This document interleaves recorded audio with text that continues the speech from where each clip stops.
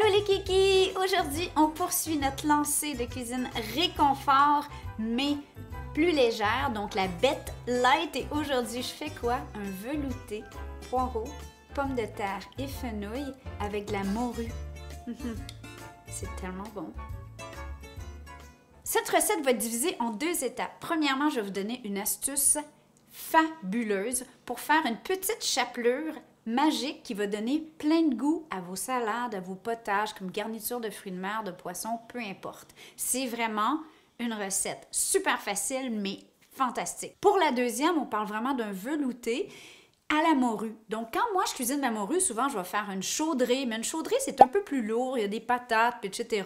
Là, il y a beaucoup moins de pommes de terre, beaucoup d'autres légumes, donc le fenouil, le poireau, des légumes qui sont quand même relativement faciles à trouver, en tout cas pour nous en ce moment, et de la morue salée. Là, vous allez me dire, est-ce que je peux faire ça avec de la morue fraîche ou du cabillaud pour les Européens? Absolument. Mais la morue salée a un petit goût que j'aime encore plus. Je trouve que ça vient relever le goût et la consistance aussi pour cette soupe. Donc, la morue vient s'ajouter à la toute fin de la cuisson.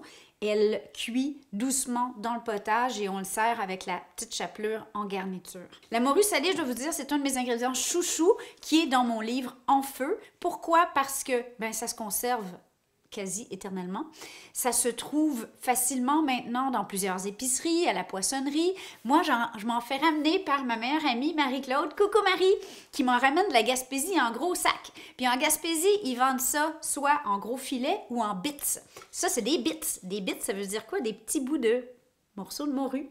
Et j'aime beaucoup les bits pour faire des croquettes, pour faire un potage comme ça. Je trouve que ça se travaille très bien. La morue gaspésienne est tellement excellente et fabuleuse que en fait, je la fais tremper seulement 2 fois dans l'eau et normalement, c'est assez. Elle est pas trop salée, la consistance est parfaite.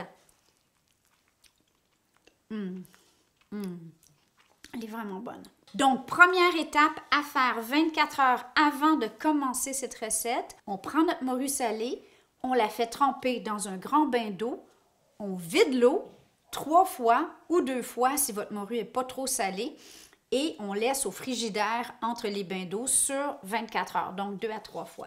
Et là, moi, le processus a été fait, c'est prêt pour le reste de la recette. 1 ou 2 pommes de terre selon la grosseur, un gros bulbe de fenouil ou 2-3 petits, 2 poireaux.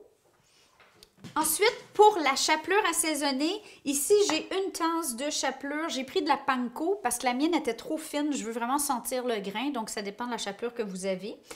J'ai 60 ml, soit un quart de tasse de pâte miso, 60 ml, soit un quart de tasse de beurre, 3 gousses d'ail et c'est tout.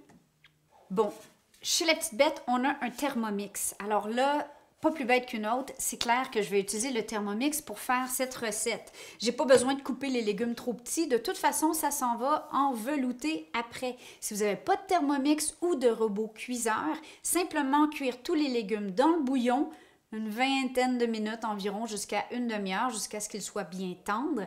Après ça, on passe au pied mélangeur, au robot ou au chinois pour obtenir un beau velouté. Vous noterez qu'il n'y a pas de crème dans cette recette. J'essaie vraiment d'aller plus léger, plus nourrissant. Donc, on a nos légumes, on a notre morue et la pomme de terre va venir donner l'aspect crémeux à notre potage.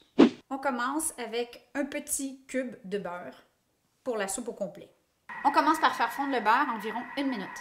Astuce pour les poireaux, souvent ils sont sales. Ce que je fais, c'est que je viens faire une coupure sur la longueur du haut du poireau et je viens bien rincer à l'intérieur jusqu'à ce qu'il n'y ait plus de terre.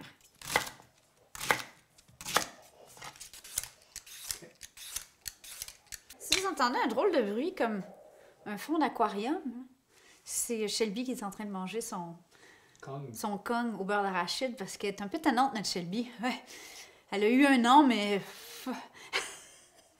elle bouffe tout.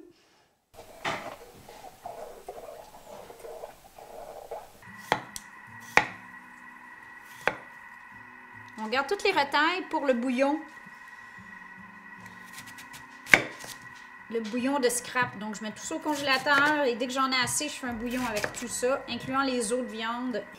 Qui d'autre est fanat de fenouil? Moi, j'adore, chérie. Pas de camp. J'aille pas, mais disons que je vais manger du chocolat à la place. À cette étape-ci, on va faire revenir les légumes dans le beurre pendant 7 minutes au Thermomix si vous le faites dans la casserole jusqu'à temps que ce soit fondu, mais pas grillé, surtout pas. Et ensuite, on ajoute les pommes de terre, le bouillon et on fait cuire 20 minutes. Ici, j'ai un super beau bouillon de dinde que j'avais fait maison il y a quelques jours. Et je l'ai partagé en story, alors suivez-nous sur Instagram parce que souvent je vais mettre des petits trucs au fur et à mesure ou sur TikTok aussi, hein? Ça serait le fun. Donc c'est pas tout ça que j'ai besoin, c'est beaucoup trop. On va verser puis on va voir à peu près 1 litre. On voit qu'il est bien gélatineux. On arrête là? OK, donc j'ai un peu plus qu'1 litre. Maintenant, on va faire un beurre au miso.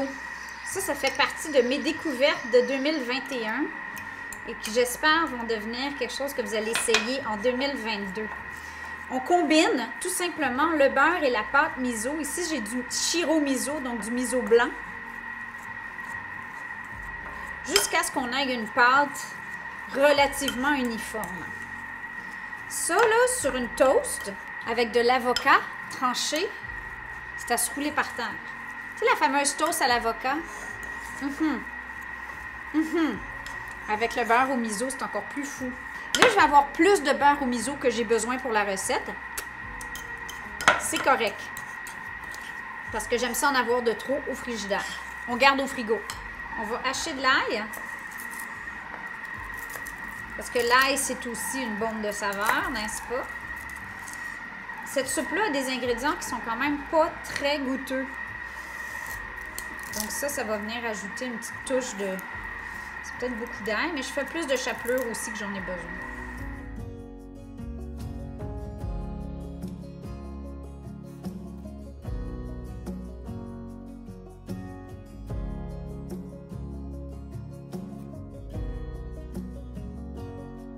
Là, vous allez me dire, Manon, t'es un peu proche de la ligne max. Oui. Mais bon, moi, je cuisine jamais pour deux. Et là, on va le mixer jusqu'à temps qu'il soit parfait, ce qui n'est pas difficile au Thermomix. Et là, ce qu'on va faire, c'est qu'on va ajouter notre morue pour un 5 minutes de plus, simplement pour la chauffer et la cuire un tout petit peu. Mais sans broyer, parce que moi, je veux sentir la morue. On remet en mode cuisson. Dans le bois? Non, surtout pas.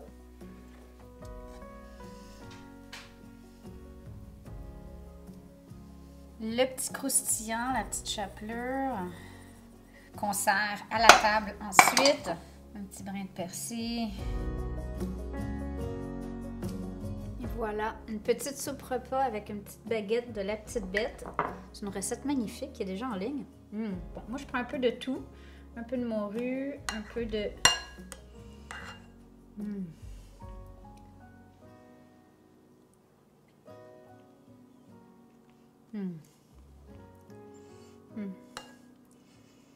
C'est vraiment ça, c'est réconfortant, c'est goûteux. On est loin de la chaudrée, on est loin du velouté de juste de légumes. C'est super bon. Bon, mais sur ce, on vous aime. À la semaine prochaine.